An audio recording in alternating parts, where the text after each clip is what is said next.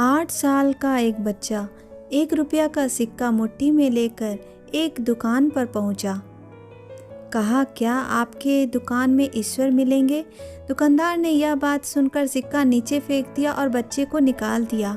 बच्चा पास के दुकान में जाकर 1 रुपया का सिक्का लेकर चुपचाप खड़ा रहा। लड़के, 1 रुपये में तुम क्या चाहते हो?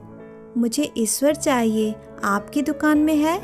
दूसरे दुकानदार ने भी भगा दिया। लेकिन उस अबोध बालक ने हार नहीं मानी। एक से दूसरी दुकान, तीसरी दुकान, ऐसा करते हुए कुल 40-50 दुकानों के चक्कर काटने के बाद एक बूढ़े दुकानदार के पास पहुंचा। एक उस दुकानदार ने पूछा, तुम ईश्वर को क्यों खरीदना चाहते हो? क्या करोगे ईश्वर को लेकर? पहली बार एक दुकानदार के मुंह से यह प्रश्न सुनकर बच्चे के चेहरे पर आशा की किरणें लहराई लगता है। इसी दुकान पर ईश्वर मिलेंगे? बच्चे ने बड़े उत्साह से जवाब दिया। इस दुनिया में माँ के अलावा मेरा कोई नहीं है। मेरी माँ दिन भर काम करके मेरे लिए खाना लाती है। मेरी माँ अब अस्पताल में है। अगर मेरी माँ मर गई तो मुझे कौन खिलाएगा? डॉक्टर ने कहा, अब सिर्फ ईश्वर ही तुम्हारी माँ को बचा सकते हैं। फिर उसने पूछा, क्या आपके दुकान में ईश्वर मिलेंगे? दुकानदार ने कहा, मिलेंगे। कितने पैसे हैं तुम्हारे पास? सिर्फ 1 रुपये। कोई दिक्कत नहीं, 1 रुपये में ही मिल जाएंगे। बच्चे के हाथ से 1 रुपया लिया और 1 गिलास पानी के अलावा बेचने के लिए कुछ भी नहीं था।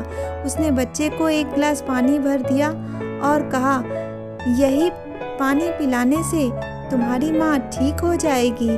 अगले दिन कुछ मेडिकल स्पेशलिस्ट उस अस्पताल में आ गए और बच्चे की माँ का ऑपरेशन हुआ और वह बहुत जल्दी ही स्वस्थ हो गई। डिस्चार्ज करने के कागज़ पर अस्पताल का बिल देखकर उस महिला के होश उड़ गए। डॉक्टर ने उसे आश्वासन देकर टेंशन की कोई बात नहीं कहा।